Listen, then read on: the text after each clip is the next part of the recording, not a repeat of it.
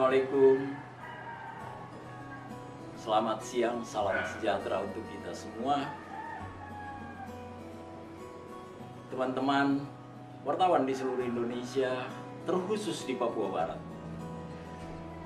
Berikut adalah video singkat saya yang kita akan berbicara tentang etika jurnalistik.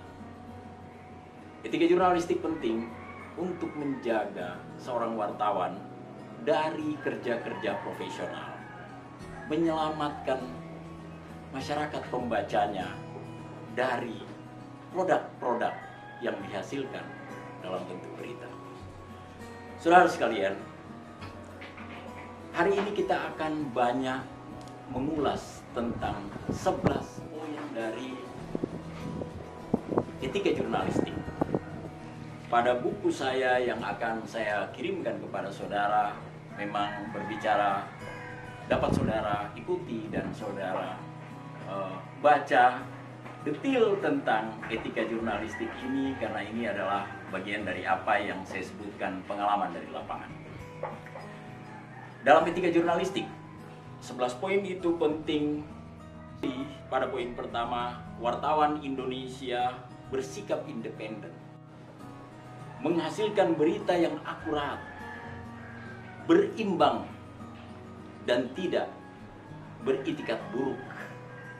Saya kira barangkali kita tidak membahasnya dalam konteks akademik sehingga tidak menggunakan teori untuk menjelaskannya. Tetapi secara sederhana, independen itu kita kenali dengan istilah lain dari seorang wartawan tidak diarahkan dan dipengaruhi oleh siapapun dalam kerja-kerja jurnalistiknya. Jadi disinilah kekuatan seorang wartawan, independen, menghasilkan berita yang akurat. Seorang wartawan tidak boleh melakukan liputan berita, fakta-fakta yang tidak akurat. Untuk sampai pada akurat, seorang wartawan harus melakukan kerja-kerja cerdas untuk memverifikasi data-data yang didapatkan untuk menghasilkan sebuah produk jurnalistik atau sebuah berita yang baik. Akurat, tepat sasaran, katakanlah begitu ya. Berimbang, yang dimaksud dengan berimbang adalah wartawan mewawancarai semua pihak yang diberitakannya. Jangan Anda hanya mewawancarai satu pihak kemudian mengabaikan pihak lainnya. Itu sama artinya Anda tidak melakukan fungsi berdasarkan etik, yaitu berita yang berimbang.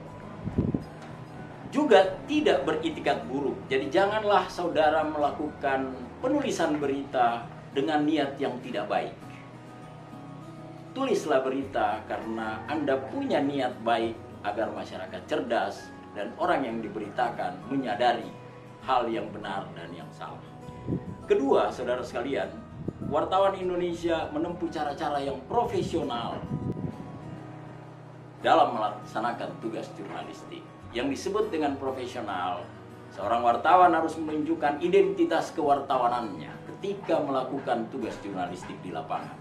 Jangan Anda bersembunyi, jangan Anda berusaha untuk menjadi seorang kontraktor, pekerja proyek, dan juga sekaligus Anda melakukan tugas-tugas Anda sebagai seorang jurnalis. Itu bertentangan dengan kode etik. Kalau Anda menjadi seorang wartawan, jadilah seorang wartawan yang betul-betul menjalankan tugas-tugas pencarian berita, penulisan, dan publikasi berita. Berlindung di balik profesi lain untuk menjalankan tugas wartawan itu sesuatu yang salah. Menjadi LSM, menjadi pekerja proyek, menjadi kontraktor, dan seterusnya itu tidak benar. 3, wartawan Indonesia selalu menguji informasi. Jadi ketika Anda memperoleh informasi, Anda harus menguji informasi itu. Itu disebutkan pada poin ketiga. Informasi yang telah diuji itulah yang kemudian bisa dituliskan karena itu diyakini kebenarannya. Memberitakan secara berimbang. Kalau Anda menyebutkan sesuatu di tempat lain, Anda sebutkan salah.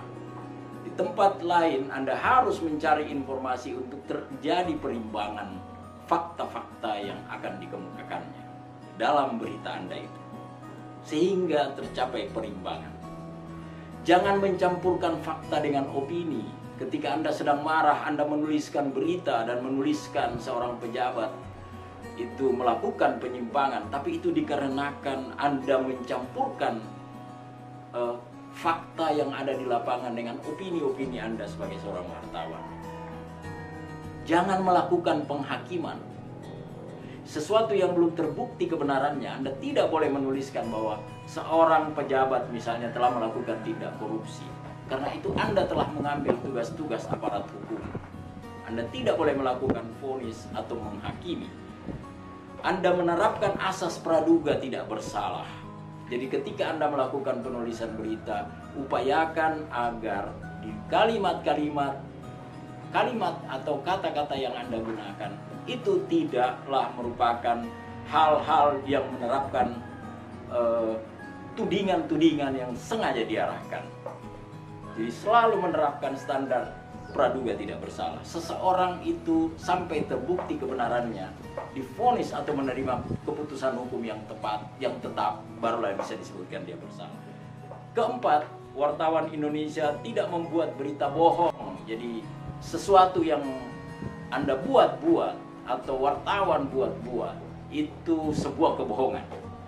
Anda jangan menyangka bahwa Anda hanya seorang diri, tetapi ada ribuan jutaan orang yang akan membaca berita itu dan semua orang akan dibohongi oleh informasi yang bohong. Tidak boleh melakukan fitnah. Katakanlah bohong, tidak boleh melakukan fitnah. Juga tidak menggambarkan sesuatu yang sadis. Pembunuhan Anda gambarkan berdarah-darah, Anda memotret, menayangkan dan seterusnya. Itu sebuah perbuatan yang menurut etika jurnalistik sadis. Juga Anda tidak boleh melakukan hal-hal yang berkaitan dengan pornografi atau cabul. Seringkali kita dapati wartawan menuliskan detil-detil organ, bahkan kelamin-kelamin orang yang diberitakannya. Itu masuk kategori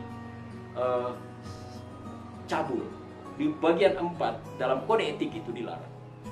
Wartawan Indonesia tidak menyebutkan dan menyiarkan identitas korban kejahatan susila dan tidak menyebutkan identitas anak yang menjadi pelaku kejahatan. Kalau Anda menuliskan sebuah berita dan itu berita menyangkut peristiwa yang melibatkan anak-anak, jangan pernah Anda menyebutkan identitas anak itu. Menyebutkan nama lengkapnya, alamatnya, bahkan kampungnya, dusunnya, distriknya, itu salah. Anda tidak boleh menyebarluaskan informasi yang berkaitan dengan korban atau pelaku anak karena masa depan mereka masih panjang. Itu pada bagian 5 itu dalam kode etik itu dilarang. Bagian 6, wartawan Indonesia tidak menyalahgunakan profesi dan tidak menerima suap. Ada kebanyakan pelaku-pelaku yang atau oknum wartawan yang menyalahgunakan profesi, meminta fasilitas lebih, bahkan meminta upeti, meminta finansial dan seterusnya. Itu sebuah pelanggaran dalam kode etik. Tidak boleh menerima suap. Sekali lagi, tidak boleh menerima suap. Kalau Anda menerima suap untuk sebuah pemberitaan, Anda telah melakukan kejahatan etika dalam jurnalistik. Itu diatur dalam pasal 6 atau bagian 6 kode etik.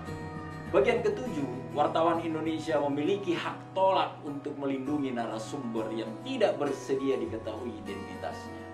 Jadi kalau ada seorang yang memberi Anda informasi, tapi orang itu merasa dirinya terancam, jangan Anda menyebutkan orang ini yang memberi informasi namanya ini, bahkan identitas, alamatnya, dan seterusnya. Kecuali Anda dipanggil ke depan sidang pengadilan. Anda boleh mengemukakan itu dengan jelas. Juga menghargai ketentuan embargo informasi latar belakang, termasuk yang disebut dengan off the record. Jadi ketika orang mengatakan, mohon maaf, tolong ini tidak diberitakan, jangan Anda beritakan. Itu ada yang disebut dengan embargo atau off the record.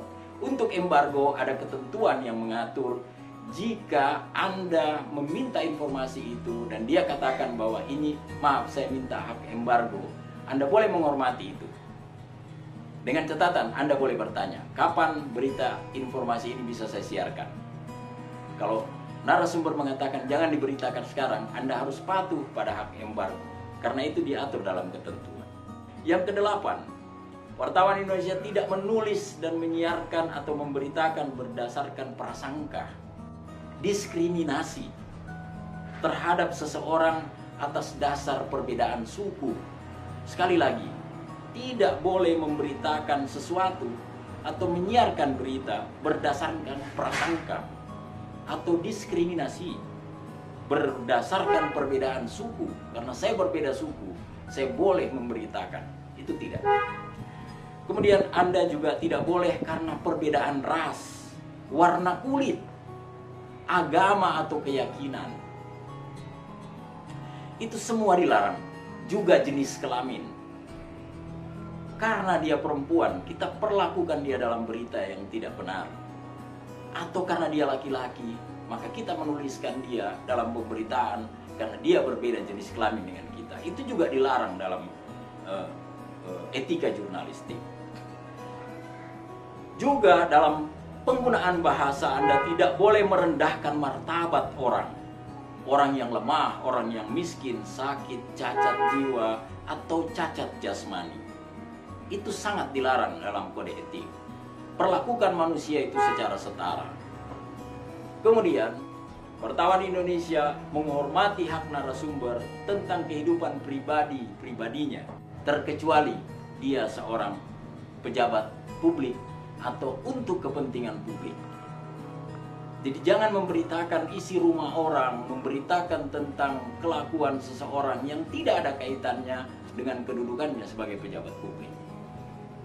Sehingga memang resiko seorang pejabat publik harus bisa mempertanggungjawabkan perilakunya di hadapan publik.